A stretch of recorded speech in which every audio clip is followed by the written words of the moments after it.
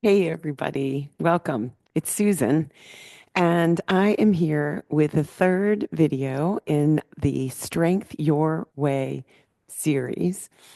And today we're going to talk about the barbell. Now, there are lots of ways if you have been doing some strength training and you found that you need to have some external resistance, that can look lots of different ways. I'm going to show you the barbell and I'll tell you some of the reasons that I have chosen the barbell. But this could also be done with dumbbells. This could be done with resistance machines at a gym. This could be done with kettlebells. Lots of different ways of giving your body external resistance beyond your body weight and beyond the resistance bands that we played with before. I'll just tell you, this is my story, you all. I've been working with building my strength training program over the past couple of years. And I didn't just arrive with a barbell in my studio when I first started. What happened was I was working with the resistance bands. As I showed you last time, I'd been doing them for quite a while. First of all, they were starting to break down. Secondly, I was having to have lots of bands for the bigger muscle group movements, things like squats and deadlifts were requiring me to have like this whole cable full of bands, which was starting to get unwieldy. And I started to find it difficult to do my strength training by myself. So a couple of things happened. One was that I was following the work of Sarah Court and Laura Beversdorf on the Movement Logic podcast. They are a tremendous resource. And basically what I could just say right now is just like turn off my video and go follow their work. They are research based. Sarah Court is a physical therapist. Laura Beversdorf is a strength coach. And the two of them use the most current, most reliable research about what is the most beneficial for our bodies the longer we live in them and helps us design programs around that. So you can please go to their website, and I'll refer you to some other things that they offer later in the video. But this is a great way to start.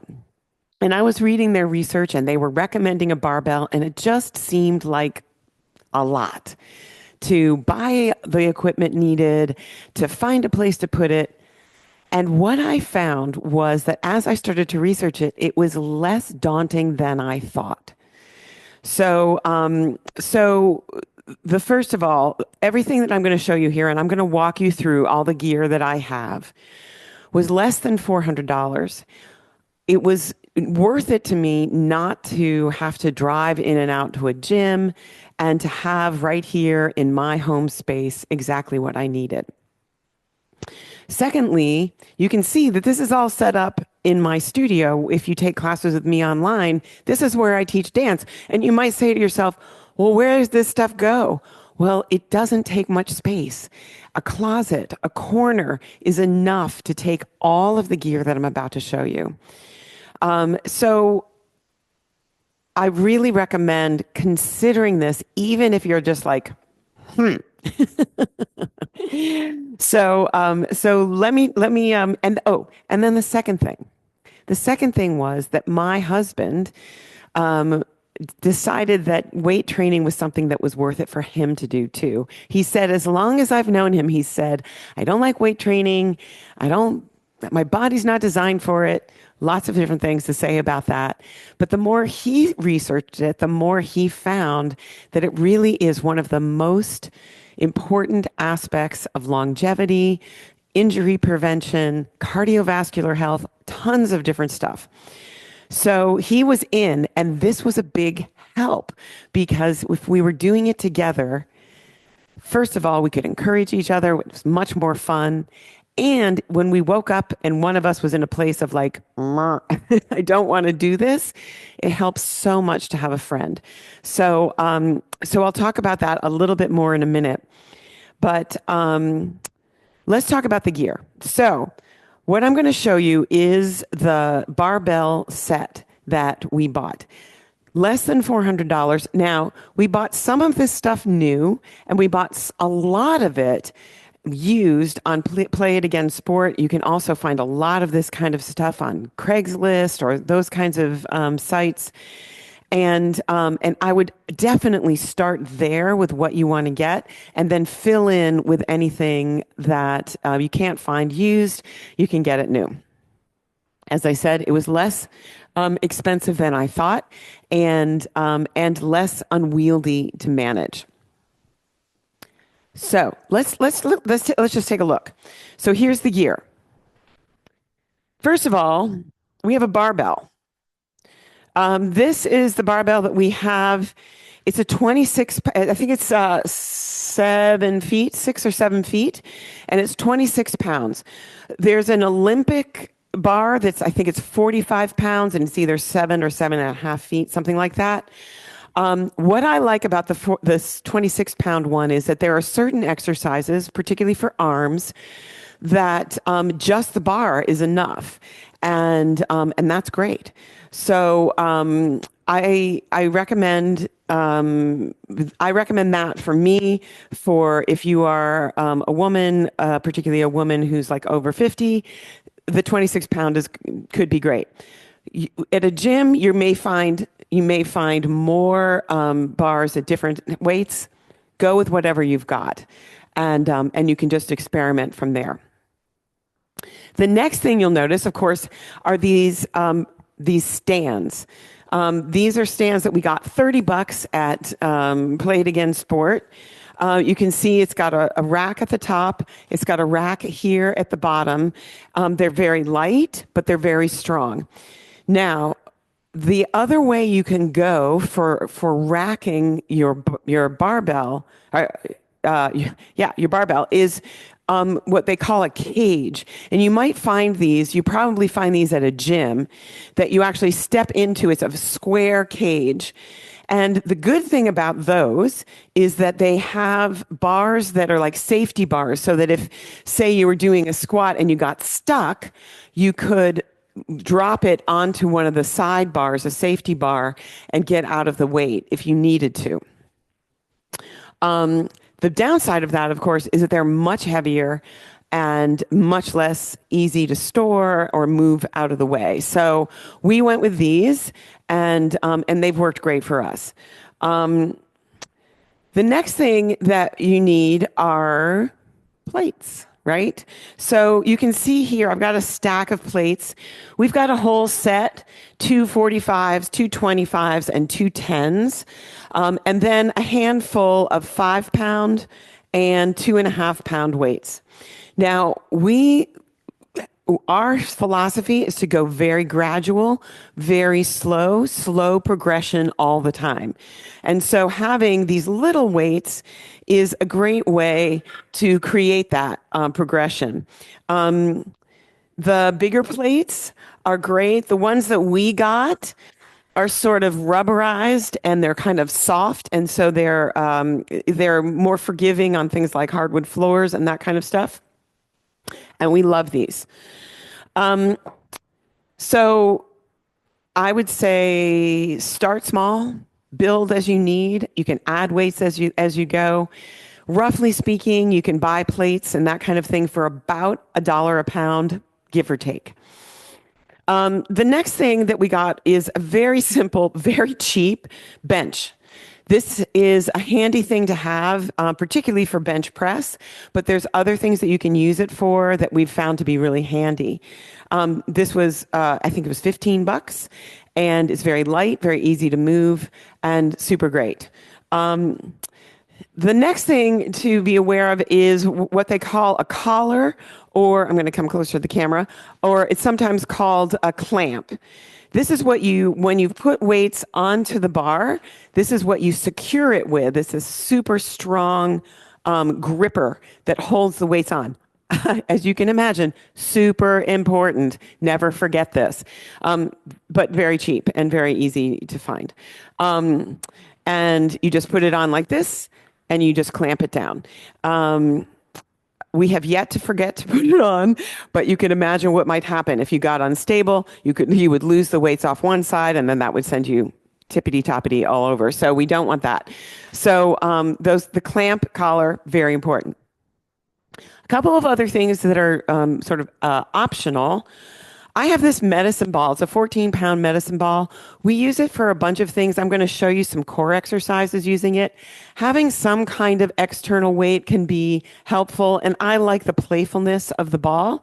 But you could also have a kettlebell, or you could use your plates as an external weight for some core stuff. So that's just something to consider as well. And the last thing is the mat. You can see I've got a lovely hardwood floor in my studio, and I wanted to protect that.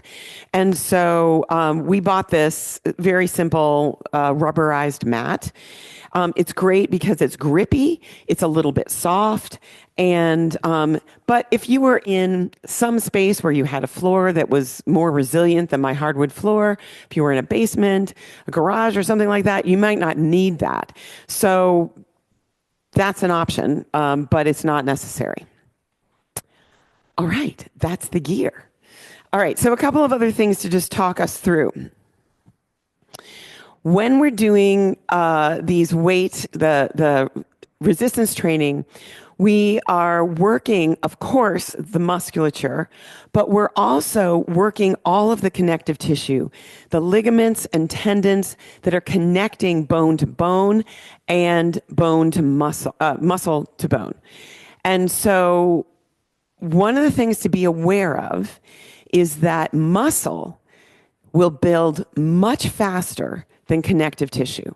And so it's important to be really mindful about going gradually and progressively to give your connective tissue a progressive load so that it can grow at its own speed. In general, muscle loves high intensity. Tendons and joints and ligaments, not so much. They like slow progression. And so this is why, if any of you are pickleball players, it's very common for folks to run out onto the pickleball court and maybe super fit, but then they're challenging their connective tissue, like in their knees, in their Achilles tendon, those kind of things. They can get injured because they're doing something explosive when those tissues aren't ready for it. So be aware as you're progressing to let your body go at its own speed and let the different tissues proceed at their own pace. Which brings me to the next really important point, which is how do we figure out how much to lift?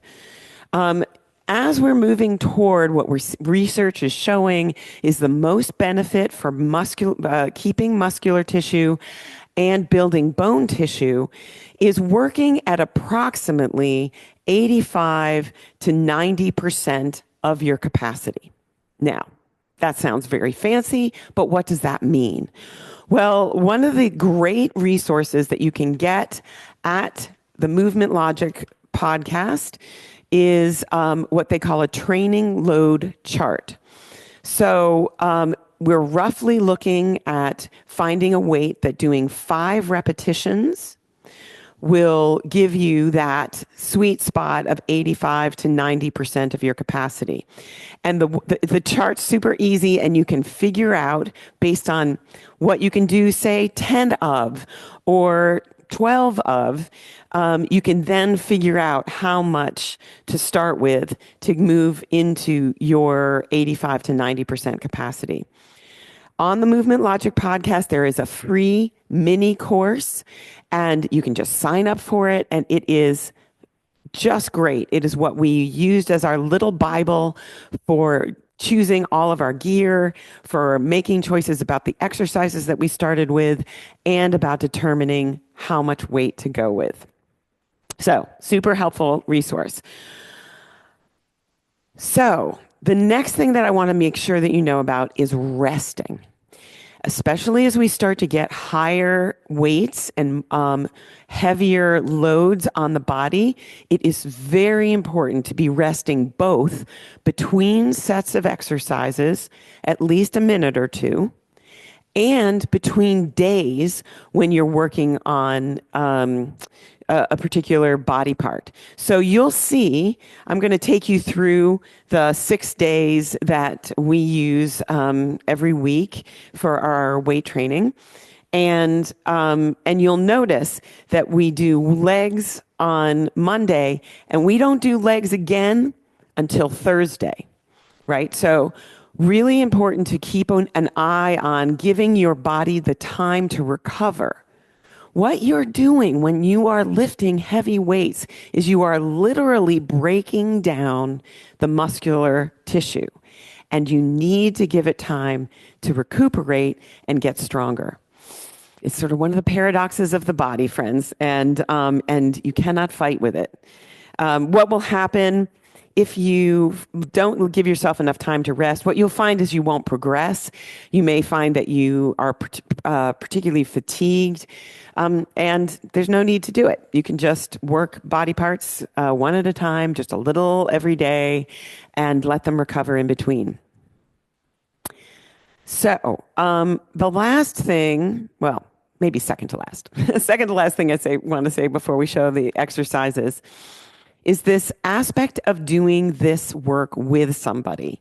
Now, it's not necessary. I'm a pretty disciplined person. I tend to if I say I'm going to do something for myself, that I'm going to do it. First of all, I'm not sure how many people are like that. And for me, for weight training, I find that this can be a challenge, and that there are days, maybe a third or a half of the time, that I just don't really want to do it. And so having a training buddy is really helpful. Having my husband with me, I'm like, all right, time to do legs today.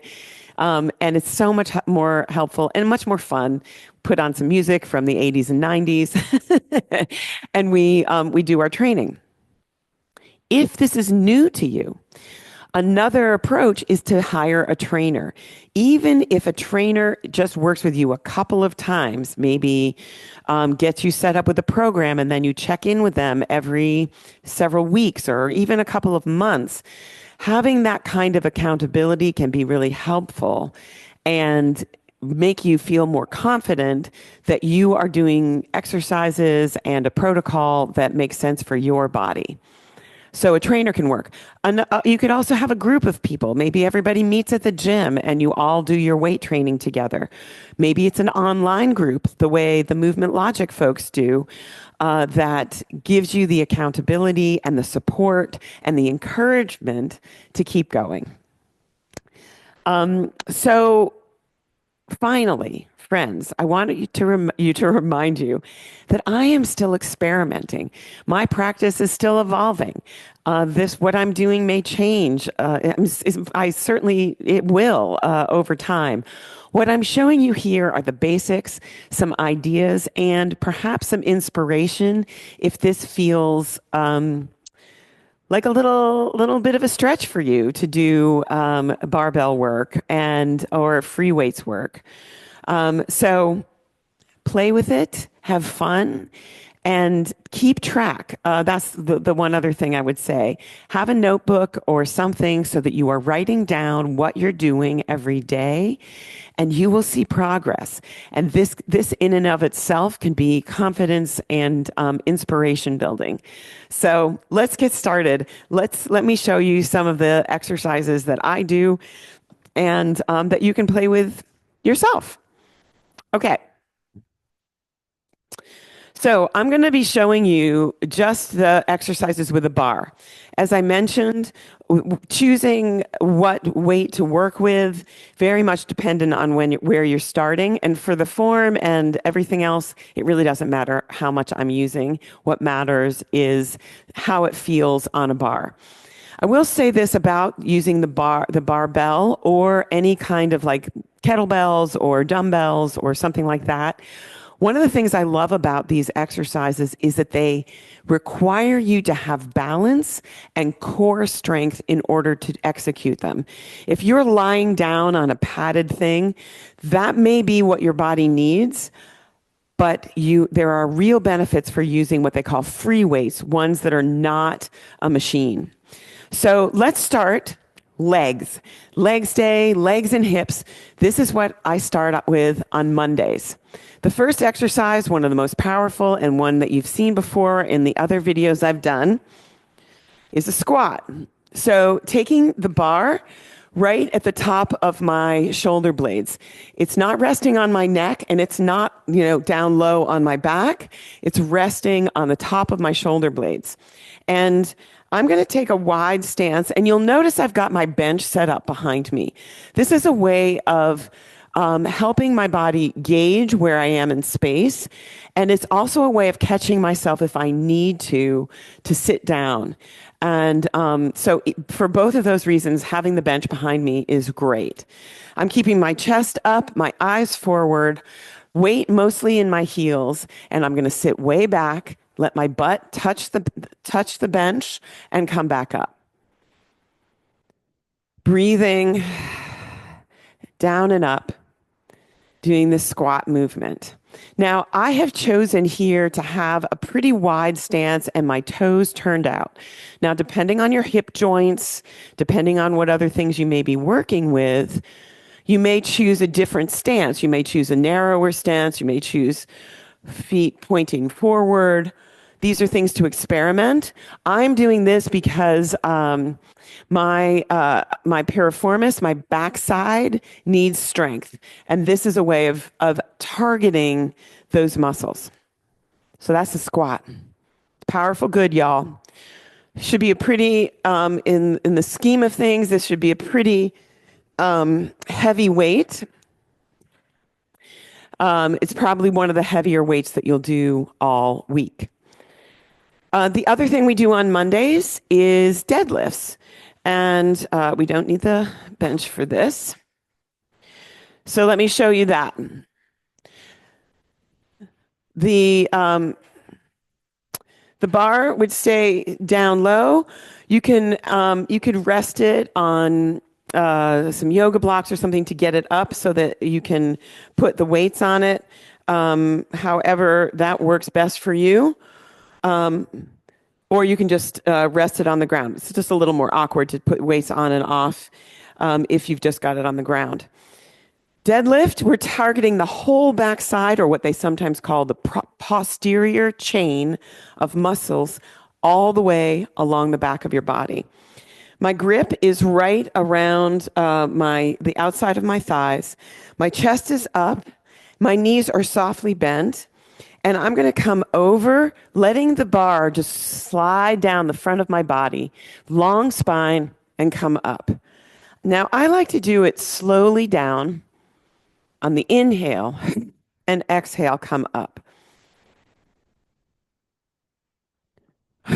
Again, you're looking to do a weight that allows you to do about 5 or so repetitions. It's not necessary or even recommended that you go to failure. That is, that you can't do anymore.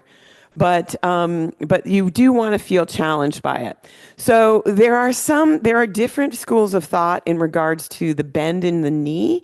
There are some versions of the deadlift where you bend your knees more. I like the knees only slightly bent in that I can really feel the backs of my legs targeted more directly. Again, experiment, talk to your people, listen to your body and see what works for you. So that's what we do on Monday. Just 2 sets. It's really about 30 to 40 minutes tops for those 2 exercises. Then on Tuesday, we do upper body, so chest and back. So the next exercise, you definitely need the bench or something like a bench. And we've got a little mark on this mat, which helps me place the bench. And what we're going to do is lie down on the bench. Now, a couple of things here. My husband loves to have support of his feet on yoga blocks on either side of the bench. So that would look something like this. Taking yoga blocks. He's got longer legs than I do. And so he sets his feet on the blocks and lies down. Now, what I do for mine is I put my feet up on the bench.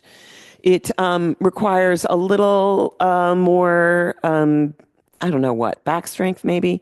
But here for this exercise, I've got my hands relatively wide, about shoulder width, and the middle of the bar is right over my nose. And I'm going to push up, get the bar right over my nipple line, and come down and up. Now, similarly, I like to kind of go slow down and push up a little faster. Breathing a lot and choosing a weight that allows you to do roughly 5 repetitions. This is a really good one for chest and as well as shoulders and arms. It's a great one. The next thing we do on Tuesdays is what we call a bent over row. So, oh dear. Don't leave your plates in the middle of your floor. So taking the bar, and again, you can rest it on yoga blocks or have it up some way so that you can load and unload the plates off of the ends. And here I've got my feet just about shoulder width apart, maybe a little bit less. And again, I'm going to lift my chest and bend over so that I've got a long spine, and I'm going to pull and release. So stay in this bent position. Eyes are up, spine is long, being careful not to round. And my elbows are coming straight back. And what you're targeting here is the back of your body, your back muscles. Nice. Beautiful. So that's what we do on Tuesdays. Yeah. So the next thing that we do on Wednesdays is we do arm movements. So arm strength. Again, we're just using the bar, and we start with bicep curls. And here, having that lower rack is really helpful. Getting super tall, planting my feet, and coming up and down without swinging. Yeah, so it can be easy to want to do something like this with the momentum, but of course, instead, what is more efficient and better form is to keep your body still and just move your arms. From the front, would look like this. Yeah, beautiful. So, bicep curls. The next thing that we do on Wednesdays is we do triceps. Now, I want to say this about this. I have been working on arm strength for months, and for me, using the bar is just about as heavy as I can go. I can add a little bit now, but it took me a while to build up to being able to use the bar. So a couple of things that you can do about that. You can use your bench or some kind of chair and do extensions. We'll call them dips. So another way of doing this, strengthening this same muscle group, is to take yourself onto a bench or chair and going down and up. The other thing that I have done for this, for the triceps, is taking a plate or a series of plates, taking them overhead, keeping my upper arm bones straight up and down, and building my strength this way. because it's really important to be working the muscles on both sides of the body, as we've talked about before. If you're using the bar, you want a relatively narrow grip so that when your arms go overhead, they're straight up and down. And again, it's also easy to let the elbows float forward from the side or to let the elbows flare out to the side. Instead, we want to keep the elbows in and the upper arms straight up and down. Yeah, so this is pretty challenging for me. You may be able to tell. Good. You want to, again, keep your body upright. So really making sure that you are working in such a way that you can keep your form strong and then just building progression in just a little at a time. They're pretty small muscles back there, so they're going to take their time. So the next thing, so then on Thursdays, the next thing we do is lunges and shoulders. So here, lunges, I have to say, are my favorites for lots of reasons. Let me just start by pointing at, well, I'll take the bar. So taking the bar back to where you did for the squats. And here it's important to make sure that your feet are secure. So I sometimes wear light shoes for this exercise, or if you have a mat, like it's a kind of a sticky mat, that can also help. And you'll notice that my feet are not parallel with each other, but rather they are on two different tracks. So there's some space, not just front and back, but side to side between my feet. My back heel is high. I'm going to take this to the side here. My back heel is high. So the ball of my foot, especially my big toe mound, is pushing down. And then we want to take it down and up so that, roughly speaking, your knees come to about a 90-degree angle. Squeezing. And this is great for your core, for your hips, and of course, whatever you do on one side on this one, you do on the other. If you want a little more stability, you can turn your front toes in a little bit. But what I find is the most common mistake is not taking a big enough step back to give your legs the space they need to go fully down and up. That and keeping your back heel down, which is really actually kind of twerks your whole, all of your joints. So that's the lunge. Really great exercise for balance, for strength, for core stability. It's a wonderful one. The other thing we do on Thursdays, shoulder press. And again, depending on your body, depending on the bar and the equipment you have, this might be an exercise where the bar itself is enough.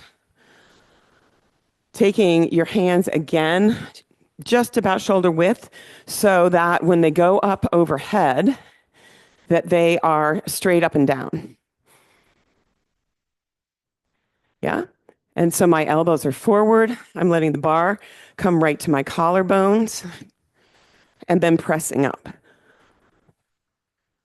I keep my knees soft and my feet grounded, but I'm not hoisting from my feet, like I'm not doing something like that. That's another thing.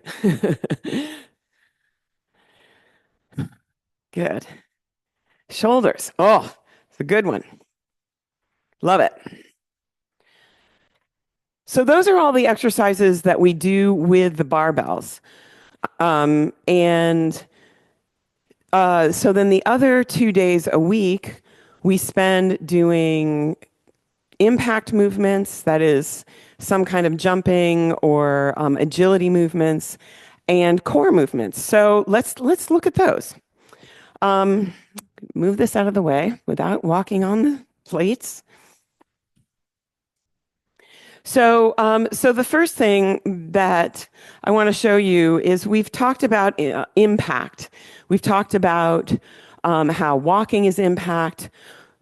The first way that I started with impact was just dropping my heels into the floor and then taking little steps, little hops, I mean, like I was jumping rope. And then the next thing that I've been playing with is a little more impact, which is a broad jump. Oops. Hold on. I've got the chords that I don't usually have. It's a broad jump and then a shuffle. So broad jump and then shuffle back. Broad jump and shuffle back. So this is a way of just giving a little different kind of impact to your body. Yeah, good. Any kind of movement that is requiring some of this springiness and your body receiving weight into the floor is going to be super impactful, get it, for your bones, but also for all of the musculature and connective tissue that support all that kind of movement. So after some impact, we do a number of different core exercises. Many of them I've already shown you, but let me show you a couple of other ones. And I'm going to use the medicine ball for my external weight for these, which I really love. I think it's fairly sort of fun to play with. But you could, as I said, use other kinds of external weights or just your body weight for core. That's just great. Let's see. Let's start with, we've done this one before, but this one, if you wanted to play with weight, this is a nice one. We've played with the twisting V sit like this. You can also do that same movement. I'm going to move these. Do that same movement with weight in your hands. So taking your weight in your hands and I'm touching my elbows to the floor beside me. Yeah, whoa, it's a challenging one. But one of the things that's so powerful about rotational exercises, core exercises, is that it creates this strength in the very basic movement of walking or jogging or running. And we don't necessarily realize how much rotation happens when we walk or run. And these exercises will give you more strength in any kind of striding movement. So then another one that I love to do with the medicine ball is the long body roll up. So here I've got my legs out long, maybe slight bend in my knees, and taking the weight up overhead and slowly rolling down onto the mat. And then sometimes I like to do this. Toss it and then come back up. Yeah, toss, and then up, and come back up. So the long arms on these is the key. So it's much easier if you came up with your weight close to you, with your arms bent. So I do my best to keep my arms long.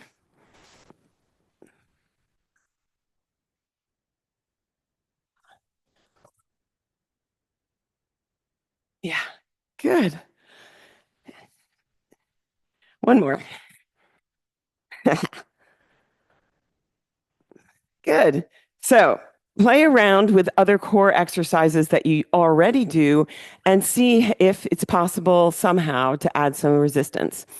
One more thing that I wanted to say about using the medicine ball, one of our favorite exercises all week is the balancing medicine ball toss. Now, I can't show it to you because I don't have my partner with me, but you just take your body into a balance and play catch for, say, a minute or so, about 30 seconds on each side.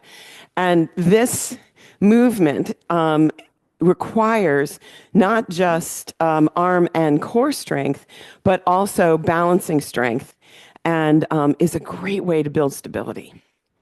So, friends, those are all of the basic exercises that I've been doing with my barbell. Again, I really recommend going to resources that you trust, that are based on science, not bro science, but like real science. And I also recommend going to experts who are after the same goals you are. So one of the things I love about the Movement Logic podcast and the resources that they provide there is that they are not looking to build bodybuilder bodies, right? They're not about the aesthetic as much as they are about building bone and building strong core functional strength. So go out and have fun. Please let me know if I can be helpful in any way. I would love to answer questions and talk through any issues that you have. And let's get strong, y'all. All right. Take care.